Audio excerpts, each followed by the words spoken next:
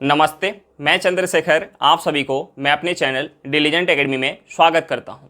हम लोग UP police constable के लिए एक सीरीज स्टार्ट किए थे जिसमें हम लोग प्रत्येक दिन मैथ का 15 क्वेश्चन करते हैं। वो हमारा क्वेश्चन या तो प्रीवियस ईयर रहता है या प्रीवियस ईयर के ऊपर आधारित क्वेश्चन रहता है। चलिए आज हम लोग उस सीरीज में आगे की तरफ चलते हैं। इससे पहले अगर आप मेरे चैनल पर नए हो तो चैनल को सब्सक्राइब कर ले और बेल आइकन को प्रेस करना बिल्कुल ना भूलें ताकि आपको सबसे पहले लेटेस्ट नोटिफिकेशन मिलता रहे। चलिए अब हम लोग क्वेश्चन की तरफ चलते हैं। देखिए हमारा क्वेश्चन क्या दिया हुआ है। हमारा क्वेश्चन दिया हुआ है 800 के 75% के 120% के 40% का मान ज्ञात करें। देखिए हमें क्या दिया हुआ है 800 का 75%, 800 का 75% का 120% का 40% का हमसे मान पूछ रहा है। हमसे क्या पूछ रहा है 800 का 75% का 120% का 140% का मान पूछ रहा है। अब देखिए हम इसे 25 से काटेंगे, ये 25 से 4 बार में जाएगा, ये 25 से 3 बार में जाएगा। हम यहाँ से 2 जीरो से 2 जीरो काट सकते हैं, हम इस 2 जीरो से 2 जीरो को काट सकते हैं। अब देखिए हम अगर इसे 4 से काटेंगे तो ये 4 से 2 बार में जाएगा, यानी यहाँ से हमारा क्या निकल के आ गया 2 × 3 × 12 × 4। अब देखिए हम यहाँ गुना करेंगे 2 में 3 से कितना हो जाएगा 6, 12 में 6 से गुना करेंगे कितना हो जाएगा 72, 72 गुने 4। अब देखिए 72 में हम 4 से गुना करेंगे ये क्या हो जाएगा 8 और 28 यानी 288। हमारा आंसर क्या निकल के आ गया 288। चलिए क्वेश्चन समझ में आ गया होगा। नेक्स्ट क्वेश्चन पे चलते हैं। देखिए हमारा क्वेश्चन क्या दिया हुआ है। हमारा क्वेश्चन दिया है 750 रुपये की अंकित कीमत वाली वस्तु छूट के दौरान 660 रुपये पर बेची गई थी, इसमें कितने प्रतिशत की छूट दी गई। हमें क्या निकालना है छूट परसेंट निकालना है। देखिए अंकित मूल्य क्या है 750 रुपया और वस्तु बेची कितने में जा रही है 660 रुपये में। वस्तु कितने में बेची जा रही है 660 रुपये में, यानी छूट कितने रुपये का दिया जा रहा है। यहाँ छूट दिया जा रहा है कितने का, हम 750 में से 660 माइनस करेंगे कितना हो जाएगा 90 हो जाएगा, यानी 90 रुपये का छूट दिया जा रहा है किस पे 750 पे। 90 का छूट दिया जा रहा है किस पे दिया जा रहा है 750 पे, इंटू 100 करेंगे यहाँ से हमारा क्या निकल के आ जाएगा, यहाँ से हमारा छूट परसेंट निकल के आ जाएगा। अब देखिए हम इसे 15 से काटेंगे, ये 15 से 6 बार में जाएगा, ये 15 से कितने बार में जाएगा 50 बार में। हम इस 50 से 100 को काटेंगे 2 बार में जाएगा, यानी यहाँ से हमारा क्या निकल के आ गया 12%, यानी छूट परसेंट हमारा क्या निकल के आ गया 12% निकल के आ गया। हमारा आंसर क्या होगा 12% होगा। चलिए क्वेश्चन समझ में आ गया होगा। नेक्स्ट क्वेश्चन पे चलते हैं। देखिए हमारा क्वेश्चन क्या दिया हुआ है। हमारा क्वेश्चन दिया हुआ है ए की कार्य क्षमता बी से दोगुना है, यदि बी कार्य समाप्त करने में 28 दिन अधिक लेता है तो साथ मिलकर वे कार्य को कितने दिनों में समाप्त करेंगे। हमें क्या निकालना है कि ए और बी साथ मिलकर उस कार्य को कितने दिन में समाप्त करेंगे। देखिए हमें क्या दिया हुआ है, हमें 2 लोग दिया हुआ है, ए और दूसरा कौन है बी। और हमें क्या दिया हुआ है कि ए की जो कार्य क्षमता है, जो इफिशियंसी है वो बी से दुगुनी है, यानी अगर ए की इफिशियंसी अगर 2 यूनिट होगा तो बी का इफिशियंसी कितना होगा 1 यूनिट। ये हमारा क्या है क्षमता है, ये जो है काम करने की क्षमता है। अब देखिए जिसका क्षमता ज़्यादा होता है उसे कम समय लगता है, जिसका क्षमता कम होता है उसे ज़्यादा समय लगता है। यानी जो भी हमारा क्षमता का रेशियो होगा, जो भी हमारा इफिशियंसी का रेशियो होगा, उसका अपोजिट रेशियो क्या होगा हमारा समय का रेशियो होगा। यानी समय का यहाँ से हमारा रेशियो क्या हो जाएगा 1:2। समय का रेशियो क्या हो जाएगा 1:2। अब देखिए ए को जो अब 1 यूनिट का समय लग रहा है तो बी को कितना लग रहा है 2 यूनिट का समय लग रहा है, यानी ए से कितना ज़्यादा लग रहा है 1 यूनिट ज़्यादा लग रहा है। ए से कितना लग रहा है 1 यूनिट ज़्यादा लग रहा है। और हमें क्वेश्चन में क्या दिया है कि 28 दिन ज़्यादा लग रहा है, यानी इस 1 यूनिट का वैल्यू क्या है 28 दिन है। इस 1 यूनिट का वैल्यू क्या है 28 दिन है। तो यहाँ से हम 2 यूनिट का वैल्यू निकाल सकते हैं, यानी 2 यूनिट का वैल्यू क्या हो जाएगा हमारा 2 यूनिट का वैल्यू हो जाएगा, 1 यूनिट का वैल्यू 28 दिन है तो 2 यूनिट का वैल्यू क्या हो जाएगा 56 दिन, 56 दिन हो जाएगा। अब देखिए ए जब अकेले काम कर रहा है तो 28 दिन का समय ले रहा है और बी अकेले काम कर रहा है तो 56 दिन का समय ले रहा है। अब देखिए हम यहाँ से वर्क यूनिट निकाल लेंगे, टोटल वर्क यूनिट निकाल के, और हमें दोनों का इफिशियंसी पता है। अगर दोनों साथ में मिलके काम करेंगे तो ए 1 दिन में 2 यूनिट काम करेगा और बी 1 दिन में 1 यूनिट काम करेगा, यानी 1 दिन में दोनों मिलके 3 यूनिट काम कर पाएंगे।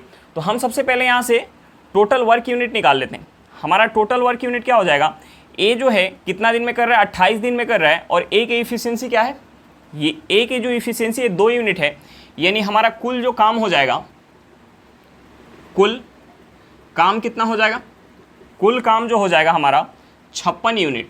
कुल काम कितना हो जाएगा, 56 यूनिट। अब देखिए 56 यूनिट काम हमें करवाना है और दोनों मिलके करेंगे साथ में, तो ए एक दिन में 2 यूनिट काम करेगा और बी एक दिन में 1 यूनिट काम करेगा। अगर ए प्लस बी दोनों मिल के करेंगे 56 यूनिट काम, तो दोनों मिल के एक दिन में कितना करेंगे, 3 यूनिट, यानी हम 56 में 3 से भाग देंगे, यहाँ से हमारा समय निकल के आ जाएगा। अब देखिए हम यहाँ से अगर 56 में 3 से भाग देंगे तो यहाँ से हमारा क्या निकल के आ जाएगा, ये जो हमारा एक बार में जाएगा, हासिल क्या आ जाएगा 2, यानी 26, ये 8 बार में जाएगा 2/3, यानी हमारा यहाँ से क्या निकल के आ गया, 18 सही 2/3 दिन। हमारा आंसर क्या निकल के आ गया, 18 सही 2/3 दिन। चलिए क्वेश्चन समझ में आ गया होगा, नेक्स्ट क्वेश्चन पे चलते हैं। देखिए हमारा क्वेश्चन क्या दिया हुआ है, हमारा क्वेश्चन दिया हुआ है नल ए किसी टंकी को 24 मिनट में तथा नल बी उसी टंकी को 30 मिनट में भर सकता है। दोनों नल को एक ही समय खोला जाता है तथा नल बी को टंकी भरने से 3 मिनट पहले बंद कर दिया जाता है, तो टंकी कितने समय में भर जाएगी। हमें क्या निकालना है कि दोनों नल को अगर एक साथ खोल दिया जाता है और नल बी को टंकी भरने से 3 मिनट पहले बंद कर दिया जाता है, तो टंकी कितने देर में, पूरी टंकी कितने देर में भर जाएगी। हमें उस समय को निकालना है। तो हम सबसे पहले क्या करेंगे, जो हमारा समय दिया हुआ है हम उस समय का एलसीएम निकालेंगे। हमारा समय क्या दिया हुआ है, 24 मिनट और 30 मिनट। तो हम सबसे पहले 24 और 30 का एलसीएम निकालेंगे। 24 और 30 का हम एलसीएम निकालेंगे। 24 और 30 का एलसीएम हमारा क्या हो जाएगा, 120 हो जाएगा। 24 और 30 का एलसीएम क्या हो जाएगा, 120 हो जाएगा। यानी हम टंकी की धारिता मान लेंगे 120 यूनिट। टंकी की धारिता मान लेंगे 120 यूनिट। अब देखिए 120 यूनिट पानी जब ए भर रहा है, 120 यूनिट पानी जब ए भर रहा है तो 24 मिनट का समय ले रहा है। 120 यूनिट पानी जब ए भर रहा है तो 24 मिनट का समय ले रहा है। और 120 यूनिट पानी जब बी भर रहा है तो कितना समय ले रहा है, 30 मिनट का समय ले रहा है। जब बी भर रहा है तो 30 मिनट का समय ले रहा है। अब देखिए ए जो है 24 मिनट में 120 यूनिट पानी भर रहा है, तो 1 मिनट में कितना भरेगा, 5 यूनिट, यानी ए का इफिशियंसी क्या हो गया, 5 यूनिट। बी जो है 30 मिनट में 120 यूनिट पानी भर रहा है, तो 1 मिनट में कितना भरेगा, 4 यूनिट, यानी बी का इफिशियंसी कितना हो गया, 4 यूनिट। अब देखिए हमें क्वेश्चन में क्या दिया हुआ है कि दोनों नल को एक ही समय खोला जाता है, दोनों नल को एक ही समय खोला जाता है तथा नल बी को टंकी भरने से 3 मिनट पहले बंद कर दिया जाता है। तो देखिए हमें इस चीज़ को ध्यान देना है क्वेश्चन में कि अगर हमें कभी भी दिया हो कि टंकी भरने से पहले नल बी को बंद कर दिया गया, ए को बंद कर दिया गया, यानी जिसे बंद किया जाएगा, जिसे भी टंकी भरने से पहले बंद किया जाएगा जितने समय के लिए, हम क्या करेंगे, टंकी का जो भी हमारा कैपेसिटी होगा उस कैपेसिटी में अगर हमें यहाँ बी को बंद किया जा रहा है, तो बी जो है 3 मिनट में जितना पानी टंकी के अंदर भर सकता था उस पानी को हम टंकी की कैपेसिटी में ऐड करेंगे और हम अब मान के चलेंगे कि दोनों नल एक साथ चालू है और एक साथ ही टंकी को भर रहा है। तो देखिए हम सबसे पहले क्या करेंगे, सबसे पहले इस 120 यूनिट में हम सबसे पहले इस 120 यूनिट में ऐड करेंगे बी के द्वारा 3 मिनट में किया गया काम को। बी जो है 1 मिनट में 4 यूनिट पानी भर रहा है, तो 3 मिनट में कितना भरेगा, 4 में हम 3 से गुना करेंगे, ये हमारा क्या हो जाएगा, 4 में 3 से करेंगे 12 हो जाएगा। 12 को 120 में ऐड करेंगे कितना हो जाएगा, ये हमारा हो जाएगा 132 यूनिट। अब देखिए 132 यूनिट पानी भरना है, 132 यूनिट पानी भरना है और ए और बी दोनों को साथ में मिलके भरना है। ए और बी दोनों को साथ में मिलके भरना है, यानी ए प्लस बी। अगर ए प्लस बी दोनों मिलके 132 यूनिट पानी भरेंगे तो ए जो है 1 मिनट में 5 यूनिट पानी भर रहा है और बी 1 मिनट में 4 यूनिट पानी भर रहा है, यानी दोनों मिलके 1 मिनट में कितना पानी भर पाएंगे, 9 यूनिट। हमें कितना भरना है, हमें भरना है 132 यूनिट। दोनों मिलके कितना भर रहे हैं, 9 यूनिट। अब देखिए ये जो है हमारा 9 से डिवाइड नहीं होगा, ये हमारा 3 से हमारा डिवाइड हो जाएगा। ये जो है हमारा 3 से डिवाइड हो जाएगा, ये 3 से 3 बार में जाएगा, ये 3 से 44 बार में जाएगा। यहाँ से हमारा क्या निकल के आ गया, 44/3 मिनट। 44/3 मिनट हम इसे क्या लिख सकते हैं, हम यहाँ से इसे लिख सकते हैं, हम इसे लिख सकते हैं, ये 1 बार में जाएगा, 14 4 बार में जाएगा, 2/3 मिनट। ये हमारा समय क्या दिया हुआ था, मिनट में दिया हुआ था, मिनट। यानी हमारा आंसर क्या निकल के आ गया, 14 सही 2/3 मिनट। टंकी पूरे कितने समय में भर जाएगी, 14 सही 2/3 मिनट में भर जाएगी। हमारा आंसर क्या निकल के आ गया, 14 सही 2/3 मिनट। चलिए क्वेश्चन समझ में आ गया होगा, नेक्स्ट क्वेश्चन पे चलते हैं। देखिए हमारा क्वेश्चन क्या दिया हुआ है, हमारा क्वेश्चन दिया है किसी राशि पर समान ब्याज दर से 4 वर्ष और 6 वर्ष में प्राप्त होने वाले साधारण ब्याजों का अनुपात क्या होगा। हमें क्या निकालना है, साधारण ब्याजों का अनुपात निकालना है। देखिए हमने मान लिया कि राशि क्या है, हमारा पी है। राशि क्या है, पी है। राशि जो है यानी हमारा प्रिंसिपल क्या है, पी है। हमने मान लिया प्रिंसिपल हमारा पी है और हमें समय क्या दिया हुआ है, हमें समय दिया हुआ है, पहले समय दिया हुआ है 4 वर्ष का और हमने रेट मान लिया कि हमारा 8% है। रेट क्या है, हमारा 8% है। और दूसरा भी हमारा प्रिंसिपल क्या है, प्रिंसिपल हमारा पी ही है। और हमारा टाइम क्या है, दूसरा जो टाइम है वो 6 वर्ष का है। और यहाँ भी हमारा रेट क्या है, हमें दिया हुआ है कि समान ब्याज दर पे, यानी यहाँ भी रेट हमारा क्या है, यहाँ भी हमारा रेट 8% है। तो देखिए हमें जो है क्या निकालना था, हमें निकालना था साधारण ब्याजों का अनुपात निकालना था।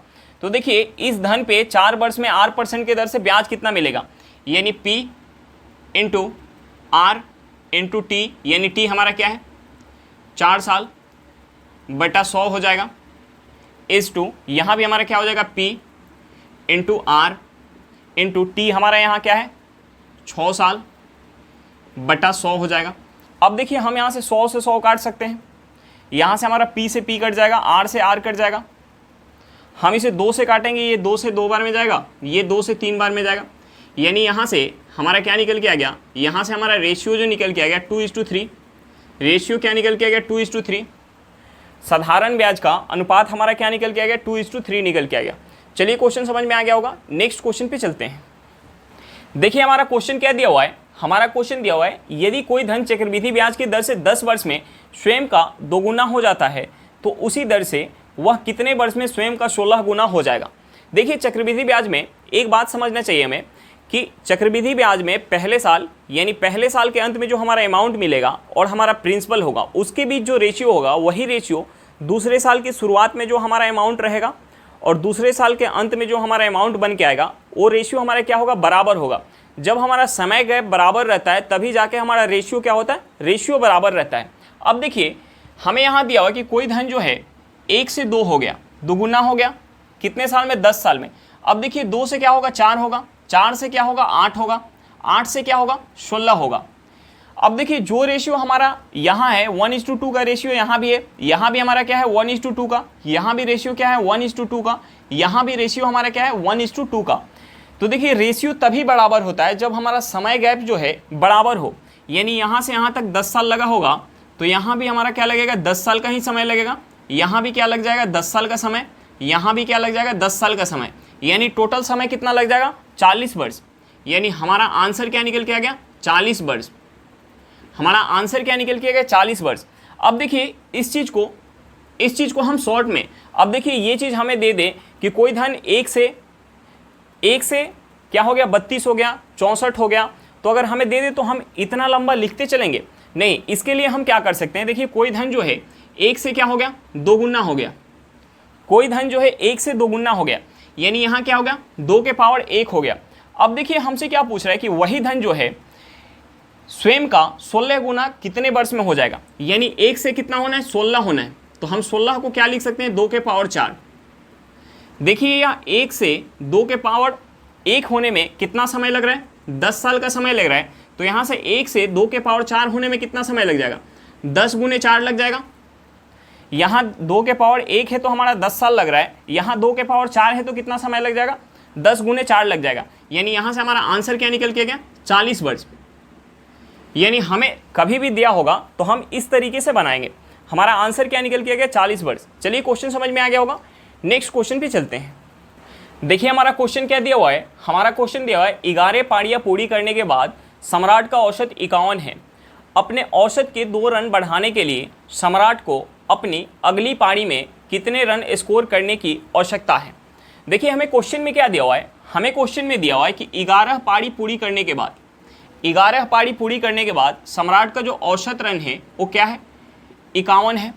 और हमें बोल रहा है कि अगली पारी में यानी 12वां पारी में उसे कितना रन बनाना चाहिए कि उसका औसत क्या हो जाए, उसका औसत 2 से बढ़ जाए, यानी 51 से क्या हो जाए 53 हो जाए, 51 से क्या हो जाए 53 हो जाए। यानी 12वां पारी में तो 53 रन लाना पड़ेगा। औसत तिरपन करने के लिए, और प्लस का क्या लाना पड़ेगा, जो 11 पारी का औसत क्या है 51 है, यानी ये पूरे 11 पारी का औसत 2-2 से बढ़ाना पड़ेगा, यानी प्लस का क्या लाना पड़ेगा 11 गुने 2 लाना पड़ेगा। देखिए 53 जो है 12वां पारी में 53 तो लाना पड़ेगा औसत तिरपन करने के लिए, प्लस का क्या लाना पड़ेगा, जो 11 पारी 12वां पारी से पहले का जो पारी है उसमें औसत रन क्या है 52 है, यानी प्रत्येक पारी में औसत 2-2 कम है, तो 11 पारी में अगर 2-2 बढ़ाना चाहता है तो कितना लाना पड़ेगा और एक्स्ट्रा 22 रन और एक्स्ट्रा लाना पड़ेगा।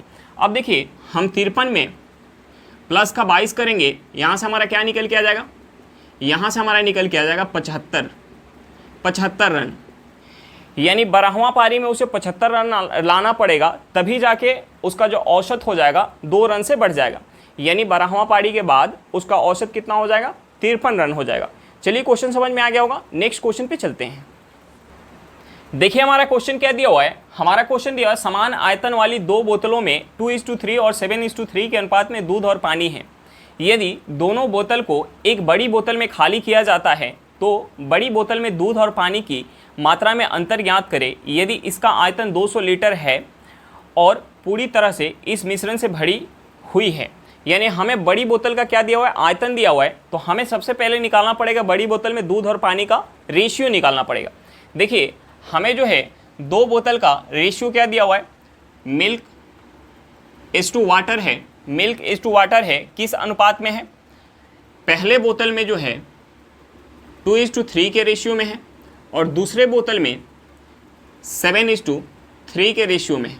और हमें क्वेश्चन में दिया हुआ है समान आयतन वाली, यानी दोनों बोतल का आयतन क्या है समान है। तो देखिए अगर हम मान लें कि पहले बोतल में 2 यूनिट दूध है और 3 यूनिट क्या है पानी है, यानी इसका आयतन कितना हो जाएगा, यहाँ आयतन हो जाएगा 5 यूनिट, और दूसरे बोतल में 7 यूनिट दूध है और 3 यूनिट क्या है पानी है, यानी यहाँ आयतन क्या हो गया, यहाँ जो आयतन हो गया 10 यूनिट। अब देखिए यहाँ से हमारा आयतन क्या बराबर नहीं निकल के आ रहा है, तो हमें सबसे पहले दोनों बोतल का आयतन बराबर करना पड़ेगा। बराबर करने के लिए अगर हम इसमें 2 से गुना कर लें तो हमारा दोनों का क्या हो जाएगा 10-10 यूनिट हो जाएगा। यानी अब जो है पहले बोतल में दूध और पानी का रेशियो क्या हो जाएगा 4:6 हो जाएगा, 4:6, और दूसरे बोतल में रेशियो क्या हो जाएगा 7:3। अब दोनों बोतल को अगर हम एक में ऐड करेंगे, दोनों बोतल को एक में ऐड करेंगे तो हमारा क्या हो जाएगा दूध और पानी का रेशियो, यहाँ दूध से दूध ऐड हो जाएगा और पानी से पानी ऐड हो जाएगा, यानी यहाँ हो जाएगा 11:9, यहाँ क्या हो जाएगा 11:9। अब देखिए हमें क्या निकालना था, दूध और पानी के मात्रा में हमें अंतर निकालना है, और हमें बड़े बोतल का आयतन क्या दिया हुआ है 200 लीटर दिया हुआ है। यहाँ हमारा बड़े बोतल का आयतन क्या निकल के आया, बड़े बोतल में 11 यूनिट अगर दूध है तो 9 यूनिट क्या है पानी है, यानी यहाँ हमारा क्या निकल के आ गया बड़े बोतल का, यहाँ हमारा आयतन क्या निकल के आ गया 20 यूनिट। 20 यूनिट किसके बराबर है 200 लीटर के बराबर है, 20 यूनिट किसके बराबर है 200 लीटर के बराबर है, तो हमारा यहाँ से 1 यूनिट किसके बराबर निकल के आ जाएगा 10 लीटर के बराबर, 1 यूनिट किसके बराबर हो जाएगा 10 लीटर के बराबर। तो हम यहाँ से दूध और पानी के मात्रा में अंतर निकाल सकते हैं, दूध कितना है 11 यूनिट और पानी कितना है 9 यूनिट, यानी अंतर कितना है 2 यूनिट का, यानी यहाँ से हमारा 2 यूनिट क्या हो जाएगा 2 यूनिट हो जाएगा 20 लीटर, यानी दूध और पानी का जो अंतर है बड़े बोतल में हमारा क्या है 20 लीटर का है। हमारा आंसर क्या निकल के आ गया 20 लीटर। चलिए क्वेश्चन समझ में आ गया होगा, नेक्स्ट क्वेश्चन पे चलते हैं। देखिए हमारा क्वेश्चन क्या दिया हुआ है, हमारा क्वेश्चन दिया हुआ है ए 4200 रुपये निवेश करके व्यवसाय की शुरुआत करता है, बी 7200 रुपये के साथ व्यवसाय से जुड़ता है। यदि 1 वर्ष बाद लाभ को दोनों में बराबर बांटा जाता है तो बी कितने महीने बाद व्यवसाय से जुड़ा था, यानी हमें निकालना है कि बी जो है कितने महीने बाद व्यवसाय से जुड़ा था, हमें उस समय को निकालना था। हमें क्वेश्चन में क्या दिया हुआ है कि लाभ जो है दोनों में बराबर बराबर बट रहा है, यानी लाभ जो है 1:1 के रेशियो में बट रहा है, दोनों में बराबर बट रहा है, यानी रेशियो क्या हो जाएगा 1:1 का हो जाएगा। तो देखिए हम लाभ का रेशियो कैसे निकालते हैं, पूंजी का रेशियो निकाल के और समय का रेशियो निकाल के अगर हम गुना करते हैं तो हमारा लाभ का रेशियो निकल के आता है। अब देखिए दोनों का हमें पूंजी पता है, हमें टोटल समय पता है 1 वर्ष यानी 12 महीने का, यानी ए जो है अपना पूंजी पूरे 12 महीने के लिए लगा रहा है। हमें बी का समय नहीं पता है कि बी जो है कितने महीने के लिए अपने पूंजी लगा रहा है, यानी अगर हम ये मान लें कि बी जो है x समय के लिए अपना पूंजी लगा रहा है, यानी पूंजी तो दोनों को पता है 4200 रुपया ए लगा रहा है, बी कितना लगा रहा है 7200 रुपया, यानी यहाँ से हमारा पूंजी का रेशियो हो जाएगा गुने समय का रेशियो क्या हो जाएगा, ए जो है पूरे 12 महीने के लिए लगा रहा है, बी का हमें समय नहीं पता है, हमने मान लिया x महीने के लिए लगा रहा है, और यहाँ से अगर हम पूंजी के रेशियो में समय के रेशियो से गुना करेंगे तो हमारा क्या निकल के आएगा, लाभ का रेशियो, और लाभ का रेशियो हमारा क्या दिया हुआ है 1:1, यानी बराबर है। अब देखिए यहाँ से 2 जीरो से हमारा 2 जीरो कट जाएगा, 2 जीरो से 2 जीरो कट जाएगा। हम इसे अगर 2 से काटेंगे, हम इसे 12 से काट लेते हैं, 12 से काटेंगे ये 6 बार में जाएगा, हम इसे काट लेंगे 6 से, ये कितने बार में जाएगा 7 बार में। यहाँ से हम क्रॉस गुना करेंगे, यानी हमारा x इक्वल टू क्या निकल के आ गया 7 महीना, x इक्वल टू क्या निकल के आ गया 7 महीना, x इक्वल टू निकल के आ गया 7 महीना। अब देखिए b जो है अपना पूंजी 7 महीना के लिए लगा रहा है, यानी कितने महीने बाद व्यापार में जुड़ रहा है, टोटल जो हमारा समय है 12 महीना का है, 7 महीना के लिए अपना पूंजी लगा रहा है, यानी कितने महीना बाद व्यापार में आ रहा है, यानी हमारा यहाँ से आंसर हो जाएगा, यहाँ से हमारा आंसर हो जाएगा 12 माइनस 7 करेंगे, यानी हमारा क्या निकल के आ जाएगा 5 महीना, यानी बी जो है 5 महीना बाद व्यवसाय से जुड़ रहा है। हमारा आंसर क्या निकल के आ गया 5 महीना। चलिए क्वेश्चन समझ में आ गया होगा, नेक्स्ट क्वेश्चन पे चलते हैं। देखिए हमारा क्वेश्चन क्या दिया हुआ है, हमारा क्वेश्चन दिया कि 6 घंटियां ने एक साथ बजना शुरू कर दिया और वो क्रमशः 4, 8, 12, 18 और 20 सेकेंड के अंतराल से बजती है। एक साथ बजना शुरू होने के बाद 30 मिनट में घंटियाँ कितने बार साथ में बजेगी। हमें क्या निकालना है कि एक साथ घंटियाँ बजना शुरू की, उसके बाद 30 मिनट में कितने बार साथ में बजेगी, हमें निकालना है कि कितने बार जो है घंटियाँ साथ में बजेगी। तो देखिए हम सबसे पहले क्या करेंगे, सबसे पहले तो हम ये निकालेंगे कि एक बार बजना शुरू होने के बाद घंटियाँ जो है कितने समय बाद साथ में बजेगी। तो वह हमारा समय कैसे निकल के आएगा, जो हमें समय अंतराल दिया हुआ है कि 4 सेकंड के बाद 4 सेकंड अंतराल पे जो है पहली घंटी बज रही है, दूसरी घंटी जो है 8 सेकंड के अंतराल पे बज रही है, तीसरी जो है 12 सेकंड के अंतराल पे बज रही है, चौथी जो है 18 सेकंड के अंतराल पे बज रही है, और पाँचवीं जो है 20 सेकंड के अंतराल पे बज रही है। तो जो हमें समय अंतराल दिया हुआ है, हम सबसे पहले उस समय का एलसीएम निकालेंगे। जो हमारा एलसीएम निकल के आएगा वही हमारा समय होगा कि जब दोबारा घंटियाँ सभी जो है एक साथ बजेगी। तो देखिए हम सबसे पहले यहाँ से एलसीएम निकालेंगे, हम यहाँ से एलसीएम निकालेंगे 4, 8, 12, 18, 20 का एलसीएम निकालेंगे। देखिए हम एलसीएम निकालने के लिए क्या करते हैं, सबसे बड़े नंबर का फैक्टर करते हैं, यानी हम 20 को क्या लिख सकते हैं, 20 को लिख सकते हैं 2 × 2 × 5 लिख सकते हैं। अब देखिए हमारा क्या है उससे बाद, यानी 20 है, उसके बाद हमारा क्या है 18 है, यानी हम 18 को क्या लिख सकते हैं, 18 को लिख सकते हैं 3 × 3 × 2, यानी 8 2 हमारा है, यहाँ पे हमें क्या लेना पड़ेगा 3 × 3 लेना पड़ेगा। अब देखिए 12 हमारा क्या हो जाएगा, 4 × 3 = 12, यानी 4 है और 3 है 12 है, 8 यानी 2 दूनी 4, यानी हमें 1 2 और लेना पड़ेगा, और यहाँ हमारा 4 है। अब देखिए हम इसमें गुना कर लेंगे, हमारा एलसीएम निकल के आ जाएगा, यानी हम गुना करेंगे 2 में 2 से 4, 4 × 5 = 20, 20 × 3 = 60, 60 × 3 कितना हो जाएगा 180, 180 में 2 से गुना करेंगे कितना हो जाएगा, ये हमारा हो जाएगा 360, यानी 360 सेकेंड बाद सभी घंटियाँ एक साथ बजेगी। यानी अगर हम इसे मिनट में चेंज करेंगे तो हमारा क्या निकल के आ जाएगा 6 मिनट, यानी 6 मिनट बाद जो है सभी घंटियाँ एक साथ बजेगी। और हमसे क्या पूछ रहा है कि 30 मिनट में घंटियाँ कितने बार एक साथ बजेगी। 6 मिनट में अगर 6 मिनट बाद एक साथ बज रही है, यानी 30 मिनट में कितना बज जाएगी, 30 मिनट में कितना बार बज जाएगी एक साथ। हम क्या करेंगे, यहाँ से 6 मिनट से भाग देंगे, 6 मिनट से, यानी ये क्या निकल के आ जाएगा 5 बार। 30 मिनट में जो है 5 बार एक साथ बज जाएगी। लेकिन हमारा आंसर 5 नहीं होगा, क्योंकि एक बार स्टार्टिंग में साथ में बजना स्टार्ट की होगी, यानी हमारा जो आंसर हो जाएगा वो क्या हो जाएगा 5 + 1, यानी हमारा आंसर हो जाएगा 6। क्योंकि 30 मिनट में 5 बार तो बजेगी ही, लेकिन एक बार स्टार्टिंग में साथ में बजना स्टार्ट की होगी, उसके बाद 5 बार बज रही है, यानी हमारा टोटल आंसर क्या निकल के आ गया कि 6 बार 30 मिनट में 6 बार एक साथ बजेगी।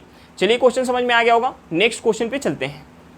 देखिए हमारा क्वेश्चन क्या दिया हुआ है, हमारा क्वेश्चन दिया हुआ है 256 के वर्गमूल और 16 के वर्गमूल के गुणनफल ज्ञात करें और परिणाम का वर्गमूल ज्ञात करें। हमें क्या निकालना है, परिणाम का वर्गमूल निकालना है। देखिए हमें क्वेश्चन में दिया हुआ है कि 256 का हमें वर्गमूल निकालना है, उसके बाद हमें 16 का वर्गमूल निकालना है, फिर जो हमारा वर्गमूल निकल के आएगा उन दोनों को गुना करना है, और जो हमारा परिणाम निकल के आएगा उसका हमें क्या निकालना है, वर्गमूल निकालना है। तो हम सबसे पहले क्या करेंगे, 256 का वर्गमूल निकालेंगे। 256 का हमारा वर्गमूल क्या हो जाएगा, 256 का वर्गमूल हो जाएगा हमारा 16। उसके बाद हम 16 का वर्गमूल निकालेंगे। 16 का हम वर्गमूल निकालेंगे तो हमारा क्या हो जाएगा, 4 हो जाएगा। अब हमें क्या करना है, इन दोनों का गुना करना है, यानी हम इन दोनों का गुना करेंगे, यानी क्या हो जाएगा, हमारा 64 हो जाएगा। हमारा क्या हो जाएगा, 64 हो जाएगा। और जो हमारा ये परिणाम निकल के आया, हमें क्या करना है, इसका हमें वर्गमूल निकालना है, यानी हमें इस परिणाम का वर्गमूल निकालना है। यानी 64 का हम वर्गमूल निकालेंगे, हमारा क्या हो जाएगा, 8 हो जाएगा। यानी हमारा आंसर क्या निकल के आ गया, हमारा आंसर निकल के आ गया 8। चलिए क्वेश्चन समझ में आ गया होगा। नेक्स्ट क्वेश्चन पे चलते हैं। देखिए हमारा क्वेश्चन क्या दिया हुआ है, हमारा क्वेश्चन दिया हुआ है एक ठोस लंबवृत्तीय बेलन का व्यास 20 सेंटीमीटर और ऊंचाई 8 सेंटीमीटर है तो इसका आयतन ज्ञात करें। देखिए बेलन का आयतन क्या होता है, बेलन का जो आयतन होता है पाई आर स्क्वायर एच। बेलन का आयतन क्या होता है, पाई आर स्क्वायर एच। अब देखिए हमें यहाँ क्वेश्चन में क्या दिया हुआ है, हमें जो है व्यास दिया हुआ है, यानी डायमीटर क्या दिया हुआ है, हमें 20 सेंटीमीटर दिया हुआ है। अगर हमारा व्यास जो है 20 सेंटीमीटर है तो हम यहाँ से रेडियस निकाल सकते हैं। रेडियस क्या होता है, व्यास का आधा होता है, यानी हमारा रेडियस हो जाएगा 10 सेंटीमीटर। हमें जो है क्वेश्चन में ऊंचाई दिया हुआ है, यानी हमें एच का वैल्यू क्या दिया हुआ है, 8 सेंटीमीटर दिया हुआ है। तो हम यहाँ से आयतन निकाल सकते हैं इस फार्मूला का यूज करके। अब देखिए ये हमारा क्या हो जाएगा, पाई आर के जगह हम क्या रखेंगे, 10 रखेंगे, यानी 10 का स्क्वायर हमारा क्या हो जाएगा 100 गुने एच हमारा क्या है 8 सेंटीमीटर, यानी यहाँ से हमारा क्या निकल के आ जाएगा, यहाँ से हमारा निकल के आ जाएगा 800 पाई सेंटीमीटर क्यूब। हमारा आयतन क्या निकल के आ गया, 800 पाई सेंटीमीटर क्यूब। चलिए क्वेश्चन समझ में आ गया होगा। नेक्स्ट क्वेश्चन पे चलते हैं। देखिए हमारा क्वेश्चन क्या दिया हुआ है, हमारा क्वेश्चन दिया हुआ है एक व्यक्ति ने 5 घंटे में 42 किलोमीटर की दूरी तय की।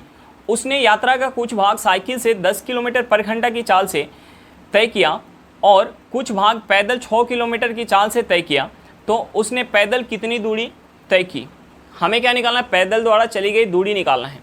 तो देखिए अगर हम समय निकालने की पैदल कितना देर तक चल रहा है, साइकिल से कितना देर तक चल रहा है, तो हमें स्पीड पता है, हम दूरी बता पाएंगे। अब देखिए हम समय कैसे निकाल सकते हैं, हमें जो है ये दिया हो कि 5 घंटा में 42 किलोमीटर का दूरी चल रहा है, यानी हम यहाँ से स्पीड निकाल सकते हैं। ये जो हमारा स्पीड निकल के आएगा 42 किलोमीटर जाने का हमारा एवरेज स्पीड निकल के आएगा। हम इस एवरेज स्पीड और हमें साइकिल का स्पीड पता है, पैदल स्पीड पता है, तो हम यहाँ एलिगेशन लगाएंगे तो हमारा जो नीचे रेशियो निकल के आएगा, नीचे रेशियो हमारा क्या चीज़ का निकल के आएगा। हम स्पीड कैसे निकालते हैं, हम स्पीड निकालते हैं दूरी बटा समय, यानी जो हमारा नीचे रहता है रेशियो एलिगेशन में हमारा उसी चीज़ का निकल के आता है, यानी नीचे हमारा जो रेशियो निकल के आएगा समय का रेशियो निकल के आएगा। तो हम सबसे पहले हम अपना एवरेज स्पीड यहाँ से निकाल लेते हैं। एवरेज स्पीड यानी 5 घंटा में 42 किलोमीटर जा रहा है, यानी स्पीड क्या हो जाएगा, दूरी बटा समय, दूरी बटा समय।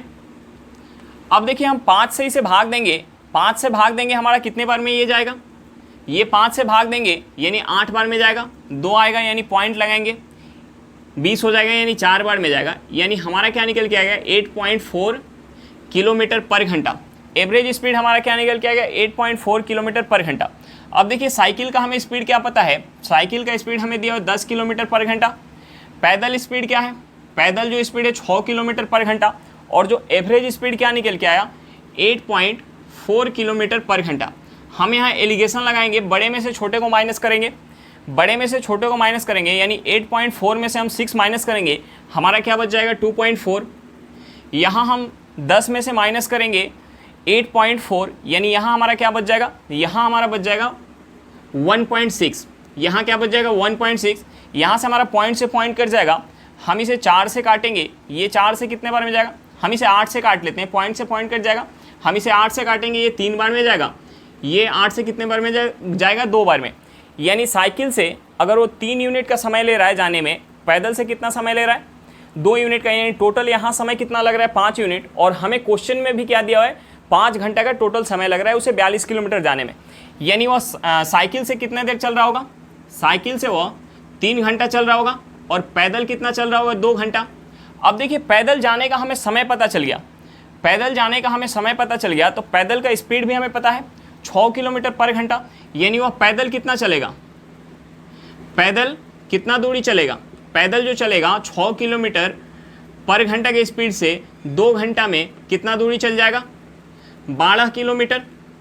हमारा आंसर क्या निकल के आ गया 12 किलोमीटर, हमारा आंसर क्या निकल के आ गया 12 किलोमीटर। चलिए क्वेश्चन समझ में आ गया होगा। नेक्स्ट क्वेश्चन पे चलते हैं। देखिए हमारा क्वेश्चन क्या दिया हुआ है, हमारा क्वेश्चन दिया हुआ है एक नौका को कुछ दूरी धारा के प्रतिकूल जाने की तुलना में धारा के अनुकूल जाने में आधा समय लगता है। स्थिर जल में नौका की और धारा की चाल का अनुपात ज्ञात करें। हमें क्या निकालना है, नाव और धारा की चाल का हमें रेशियो निकालना है। देखिए हमें क्या दिया हुआ है कि कुछ दूरी धारा के प्रतिकूल, धारा के प्रतिकूल का मतलब क्या होता है, धारा के विपरीत। जब नाव धारा के विपरीत जाती है तो वहाँ क्या होता है, नाव और धारा का स्पीड माइनस होता है। और उतना ही दूरी धारा के अनुकूल, अनुकूल का मतलब क्या होता है, धारा के साथ। जब नाव धारा के साथ जाती है तो वहाँ क्या होता है, नाव और धारा का स्पीड जो है ऐड होता है। अब देखिए हमें दिया हुआ है कि धारा के प्रतिकूल जाने में जितना समय लग रहा है उसका आधा समय क्या लग रहा है धारा के अनुकूल जाने में। दूरी हमारा क्या है, बराबर है। अगर दूरी बराबर है तो हमारा एक कंसेप्ट होता है कि जो हमारा टाइम का रेशियो होगा उसका अपोजिट रेशियो क्या होगा, हमारा स्पीड का, या हम बोल सकते हैं कि जो हमारा स्पीड का रेशियो होगा उसका अपोजिट रेशियो क्या होगा, हमारा टाइम का होगा। लेकिन यहाँ से जो हमारा स्पीड का रेशियो निकल के आएगा वह नाव और धारा का स्पीड नहीं होगा, वो हमारा क्या होगा, अनुप्रवाह गति और ऊर्ध्व प्रवाह गति होगा। देखिए हम यहाँ से निकाल सकते हैं हमारा क्या है, डिस्टेंस। डिस्टेंस जो है, डिस्टेंस क्या है, सेम है। डिस्टेंस सेम है तो हमारा कंसेप्ट क्या होता है, जो हमारा टाइम का रेशियो होगा उसका अपोजिट क्या हो जाएगा, स्पीड का रेशियो हो जाएगा। अब देखिए हमें क्या दिया है कि धारा के प्रतिकूल जाने में जितना समय लग रहा है धारा के अनुकूल जाने में उससे आधा समय लग रहा है। धारा के प्रतिकूल जब जाएगी तो नाव और धारा का स्पीड माइनस होगा, और धारा के अनुकूल जाएगी तो नाव और धारा का स्पीड क्या होगा, ऐड होगा। जब धारा के प्रतिकूल जा रही है तो हमने मान लिया कि 2 यूनिट का समय लग रहा है, तो धारा के अनुकूल जाने में उससे आधा समय लगेगा, यानी 1 यूनिट का समय लगेगा। यानी हमारा टाइम का रेशियो क्या हो गया, 2:1। तो स्पीड का रेशियो क्या होगा, इसका अपोजिट, यानी स्पीड का रेशियो हो जाएगा 1:2। अब देखिए ये जो हमारा स्पीड निकल के आया, ये हमारा स्पीड कौन सा है, x माइनस वाई, और ये स्पीड हमारा कौन सा है, x प्लस वाई। ये स्पीड हमारा कौन सा है, x माइनस वाई, और ये स्पीड हमारा कौन सा है, x प्लस वाई। अब देखिए हम यहाँ से x और y का अलग अलग वैल्यू निकाल सकते हैं। हम यहाँ से x और y का वैल्यू निकाल सकते हैं। अगर x plus Y equal to 2 unit और x minus Y equal to 1 unit है तो हम यहाँ से x और y का वैल्यू निकाल सकते हैं। देखिए यहाँ से हमारा, यहाँ जो है y से y कट जाएगा, 2x किसके बराबर हो जाएगा, 3 के बराबर, यानी x हमारा क्या निकल के आ जाएगा, 1.5। x क्या निकल के आ जाएगा, 1.5। अब हम x का वैल्यू किसी में पुट करेंगे, हमारा y का वैल्यू निकल के आ जाएगा।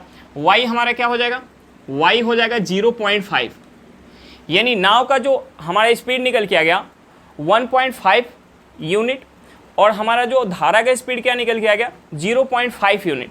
अब देखिए हमें क्या निकालना है, रेशियो निकालना है। यानी यहाँ से नाव यानी x, धारा यानी y, x:y हमारा निकल के आ जाएगा। x क्या है, 1.5 है, और y क्या है, 0.5 है। यहाँ से हमारा पॉइंट से पॉइंट कट जाएगा, हम इसे 5 से काटेंगे, यानी निकल के आ गया 3:1।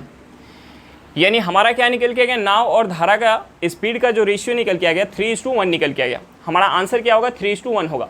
चलिए क्वेश्चन समझ में आ गया होगा, नेक्स्ट क्वेश्चन पे चलते हैं। देखिए हमारा क्वेश्चन क्या दिया हुआ है, हमारा क्वेश्चन दिया हुआ है निम्नलिखित समीकरण में x का मान क्या होगा। हमारा समीकरण क्या दिया हुआ है, 0.004 बटा x इक्वल टू 0.002। अब देखिए हम यहाँ क्या करेंगे, हम यहाँ क्रॉस गुना कर लेते हैं। हम यहाँ क्रॉस गुना कर लेते हैं, यानी हमारा हो जाएगा यहाँ से, अगर क्रॉस गुना करेंगे x इंटू 0.002 इक्वल टू 0.0004 हो जाएगा। यानी हम यहाँ से x निकाल सकते हैं, ये हमारा गुना में है, उस साइड जाएगा तो क्या हो जाएगा, भाग में हो जाएगा, यानी ये हो जाएगा 0.0004 बटा 0.002। अब देखिए हम इसे काटेंगे, ये कितने अंक के बाद हमारा पॉइंट है, 1 2 3 4, और ये जो है 3 अंक के बाद है। यानी अगर हम यहाँ से पॉइंट काटेंगे, यानी हमारा ऊपर क्या बच जाएगा, 1 पॉइंट बच जाएगा। ऊपर जो है 1 अंक के बाद हमारा पॉइंट बच जाएगा। हम इसे 2 से काटेंगे, ये हमारा कितने बार में जाएगा, ये हमारा 2 से 2 बार में जाएगा। यानी यहाँ से हमारा x क्या निकल के आ जाएगा, 0.2। यहाँ से हमारा x क्या निकल के आ जाएगा, 0.2। अगर हमें ऐसे नहीं समझ में आ रहा है तो हम इसे लिख सकते हैं, x इक्वल टू, अगर ये जो है 4 अंक के बाद पॉइंट है तो हम पॉइंट हटाएंगे तो हमारा बट्टे में 4 जीरो जाएगा, यानी हम यहाँ से लिख सकते हैं 4 बटा, ये क्या हो जाएगा, 1 पे 4 जीरो हो जाएगा, गुने अगर हम यहाँ से पॉइंट हटाएंगे, यहाँ से पॉइंट हटाएंगे तो ये 3 अंक के बाद पॉइंट है, यानी ये हमारा क्या हो जाएगा, ऊपर हमारा हो जाएगा 3, 1 पे जो है 3 जीरो हो जाएगा। अब देखिए ये 3 जीरो से हमारा 3 जीरो कट गया, ये 2 से हमारा 4 जाएगा 2 बार में, यानी यहाँ से हमारा निकल के आ गया x इक्वल टू 2/10। हम इसको क्या लिख सकते हैं, हम इसको लिख सकते हैं x इक्वल टू 0.2, यानी हमारा x इक्वल टू क्या निकल के आ गया, 0.2। हमारा आंसर क्या होगा, 0.2। चलिए क्वेश्चन समझ में आ गया होगा। आज के लिए इतना ही, फिर मिलते हैं नेक्स्ट क्लास में। अगर क्लास अच्छा लगे तो क्लास को लाइक करिएगा, अगर आप मेरे चैनल पे नए हो तो चैनल को सब्सक्राइब करिएगा और क्लास को अपने दोस्तों के साथ शेयर करना बिल्कुल मत भूलिएगा। चलिए बाय बाय।